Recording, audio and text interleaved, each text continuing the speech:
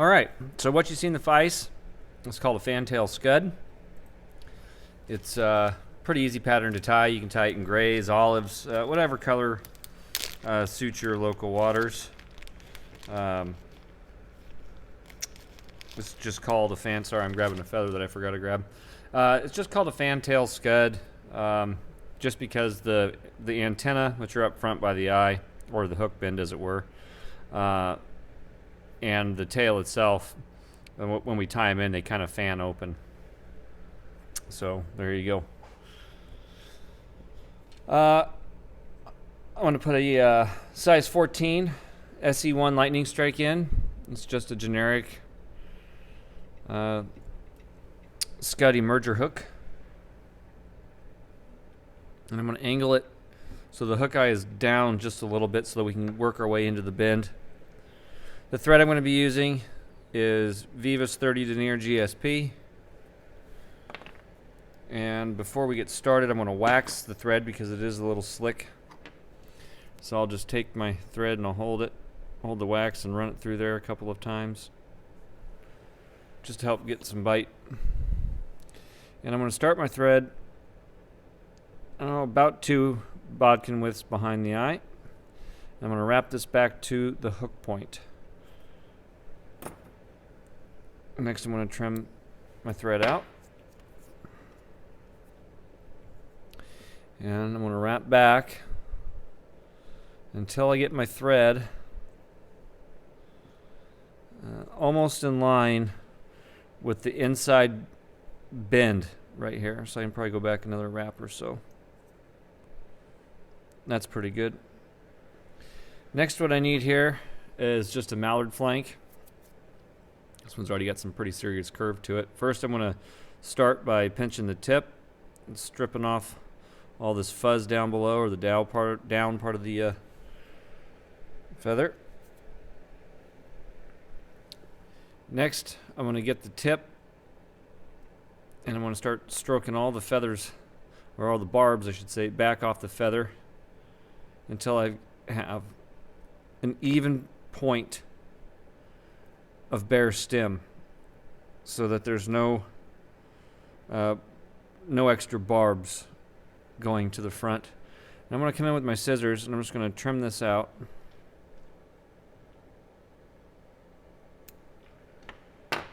So we're just going to take the tip off. And so your feather should be something like that. Now I'm going to select, I don't know, maybe a 1/16 of an inch worth of barbs. And again, I want to have an even amount off of each side of the stem so that there's a bare spot in the stem. This is going to help greatly when we tie it in.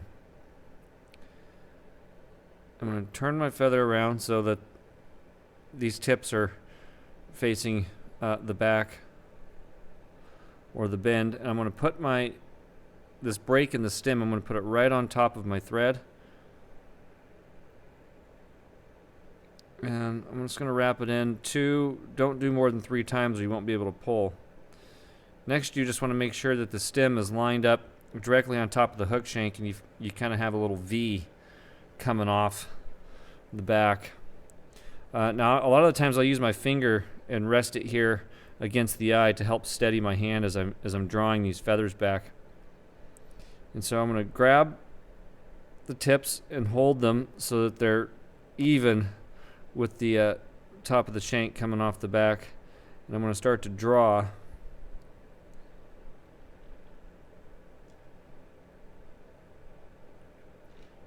until whoop, my thread moved on me. I have to undo that. Do it again.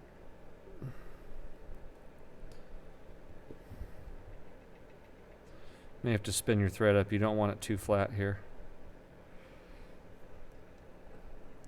Alright, I'm going to line that up. Put a couple wraps in.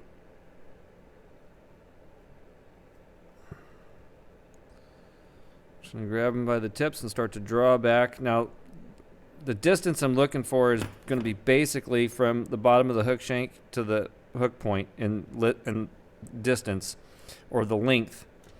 for the antenna.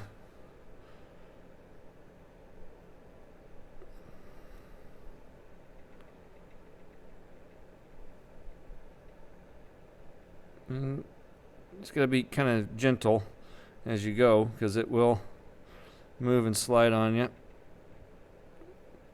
I didn't get these ones to fan very well, so I'll have to kind of, a lot of times you can get them to fan naturally, but there's a little bit of a curve in this feather, and so I don't think that's wanting to fan for me like some do. But you just kind of open it up a little bit, and that's good enough. Next, we're going to start wrapping this feather in. Try to keep it on top. When I get to about the hook point, I'm going to come in with my scissors, trim this out. Now, I'm just going to turn this feather around. I'm going to do the same thing. I'm just going to cut this tip off here from what we just used. Select roughly the same amount. You really want that bare stem here. Helps greatly when you're drawing the feather through off that tie-in point. It helps keep everything the same. Next, I'm just going to work my thread back to where basically we started, about a bodkin width or 2 bodkin widths behind the eye. And I'm going to tie this in. Again, making sure that it's on top of the hook shank. And again, I'm just going to pinch and draw until I have basically the length that I want. And again, that's going to be about the gap in the hook.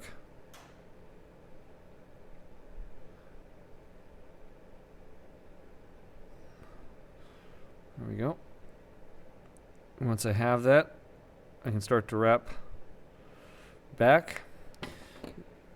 Then I'm going to come in and I'm going to kind of line my scissors up. I don't know if you can see this, but just before I get to the actual tie-in point for the antenna, and I'm going to trim that out so that when it lays down, they get almost to the antenna. This is just going to help build up some bulk. Next, what I'm going to grab is some Vivus monofilament. This is 0.10 millimeter. You can use 0.20 millimeter. I'm going to pull off about, enough to handle, maybe 5 inches, 6 inches.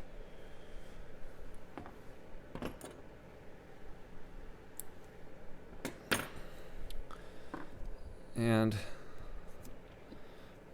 again, I'm going to wax my thread here.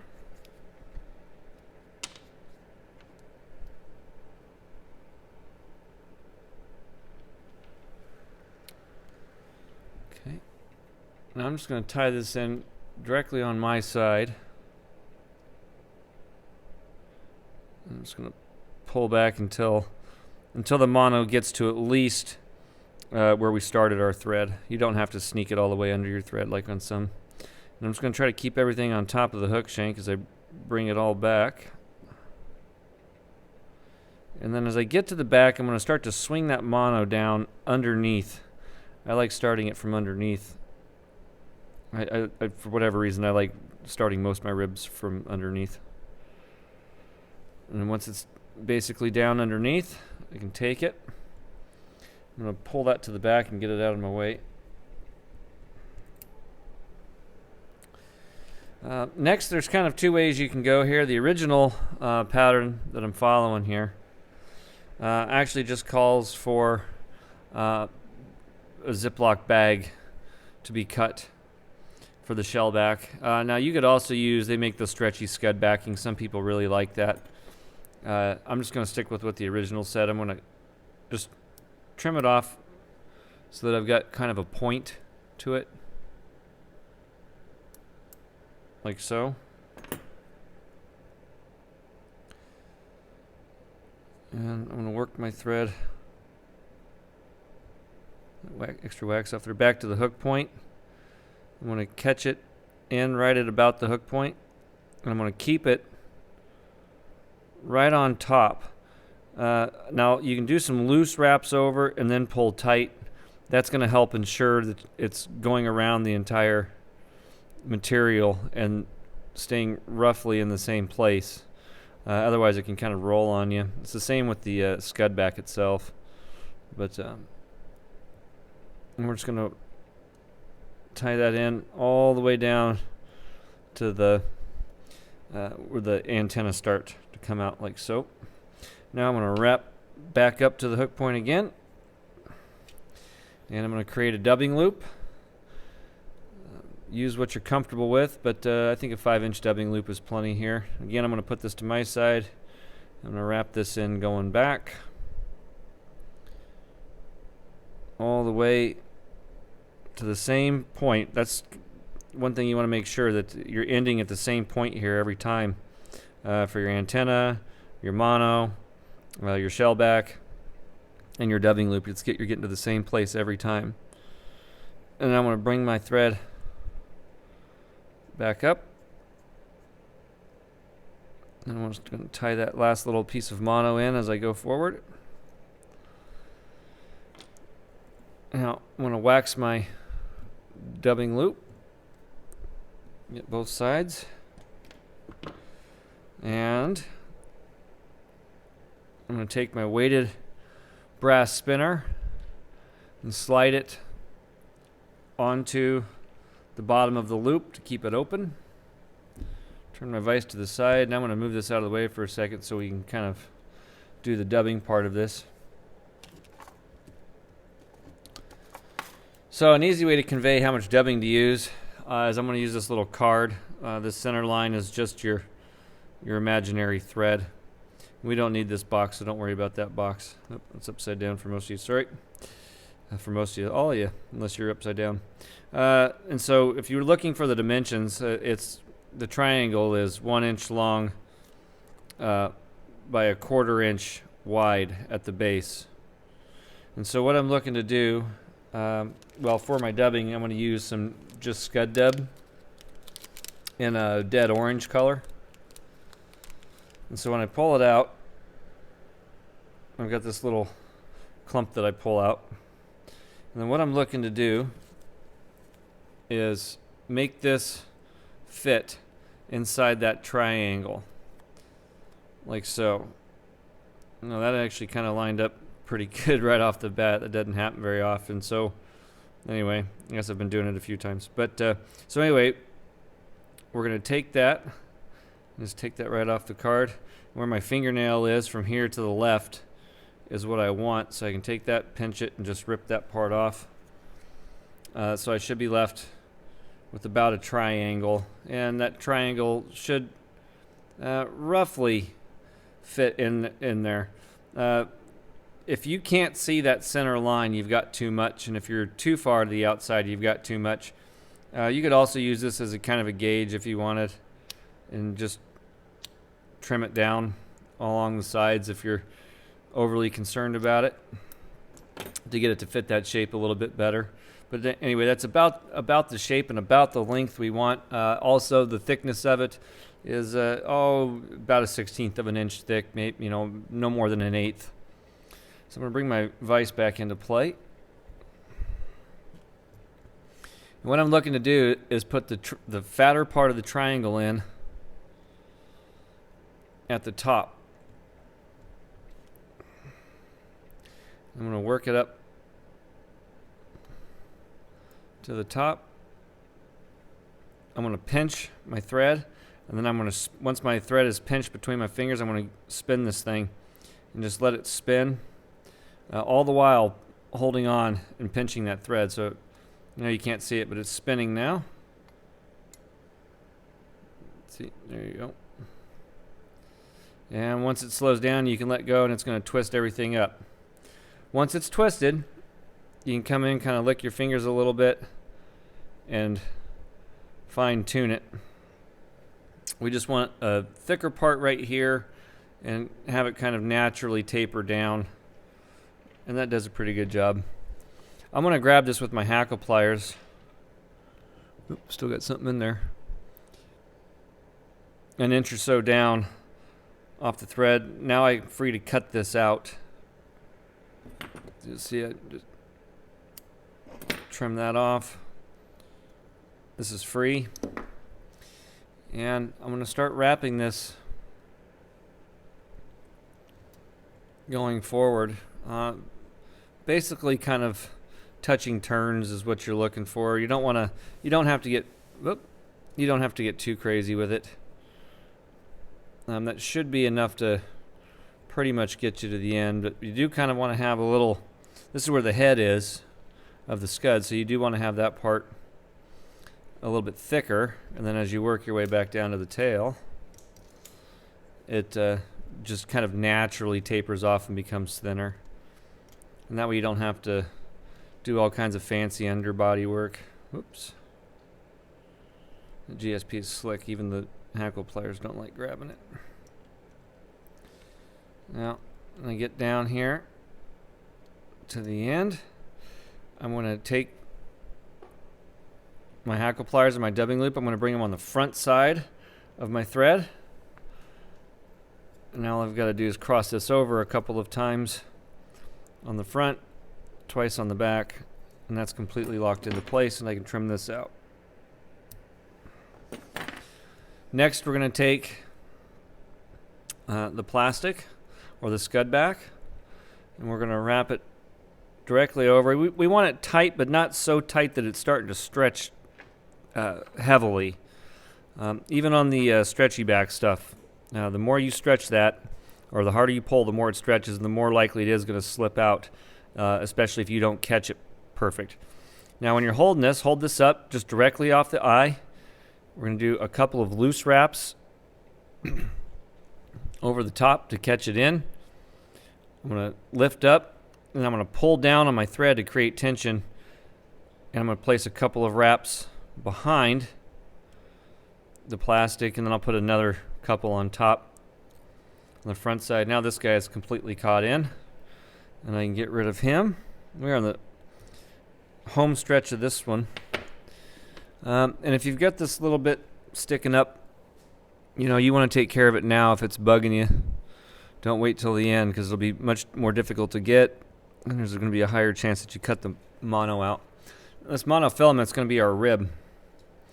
And so as long as it's in that dubbing loop, you can really rib this either way. Now I want to do one directly over the front, and that's going to lock that antenna down into place. Just got to be careful so it doesn't move it too much. And now, again, I want to just do loose wraps, pull tight. You're looking to get 5 to 7 here. Loose wrap, I'm going to pull tight down, and it's going to start to segment this. Now you could actually, if you wanted to, you could actually color this with a marker and have some more defined, so that the segmentation is more defined. I find it's not super necessary. The original doesn't call for it. But as you're working your way to the back, you want that segmentation to start getting smaller and smaller. That's just kind of the way the normal scud looks. So we're going to get to the back. Again, I'm going to do a wrap around in front of my thread. I'm going to catch it a couple of times. I'm going to pull the mono forward, wrap it in a couple more. I'm going to lift that tail, and I'm going to put a couple of wraps right in front of the eye. And now one again back on the back side of the tail. This mono is completely locked in, and you can cut it out. Okay, just about done with this, except for playing with some stuff. Now you want these things pretty thin, but you can see how we've got a bigger body up here, and it naturally kind of tapers down in size. And we'll get the legs to pop out in a minute and everything else. You can use whatever you want here. You don't even have to do anything. I like to just take a brown marker, and I'm going to color my thread with the brown marker. You could use orange, you could use black, you could leave it alone. Whatever you want to do. And then I'm going to take my super glue, and I'm going to just run it along my thread so I get a really fine little bead. You can just see that barely beading up there. If those beads are much bigger than that, you just got too much on there, and you're going to want to get it off. It's going to get everywhere. Next, I'm going to come in with my whip finish. Maybe.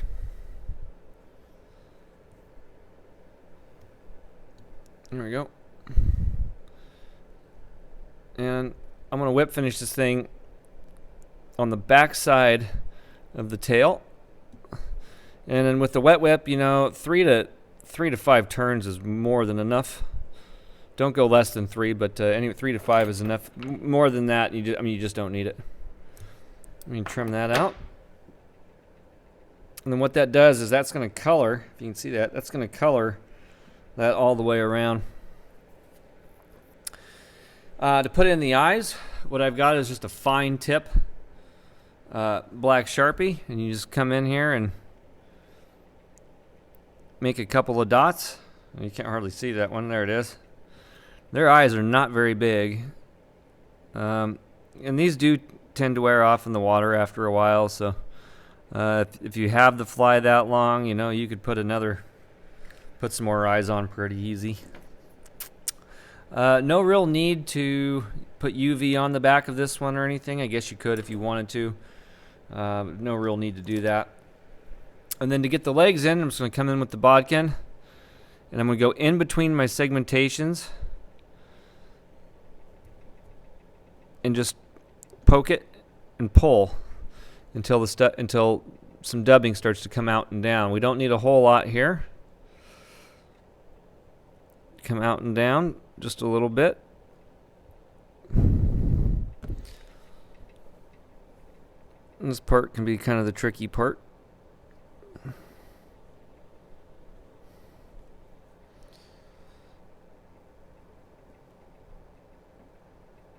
And we'll get some more. There we go. That's good. Now when you wrap this, this is pretty good here, but now when you wrap this up, if you've got more dubbing than this sitting down there, just come in with your scissors and just kind of trim it out. Follow the curvature of the shank so you can kind of see that you've got the shorter legs kind of out back and the longer legs up front, just until you have something that fits the profile about like that. You got that one guy out there that's driving me crazy. We'll trim him out just because he didn't look cool. Probably wouldn't make a difference at all. So there you go. The tail kind of fans, the antenna kind of fan, and it's a pretty simple little scud pattern. Once you get the hang of it, you can probably tie one every 5 to 7 minutes on average if you stay focused.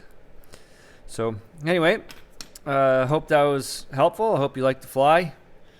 If you found this video and you're not part of Fly Tying for Beginners over on Facebook, feel free to do so. Answer the 4 questions to get in. That's your golden ticket in. If you're over there already and you're watching this video, this is one of the videos for the classes, or that accompanies the classes. Also, give me a thumbs up if you like the fly. Subscribe, and don't be afraid to share the video too, especially if it's going to help somebody else out. So anyway, that's the Fantail Scud. Hope you give it a try, and happy tying, everybody. We'll see you later.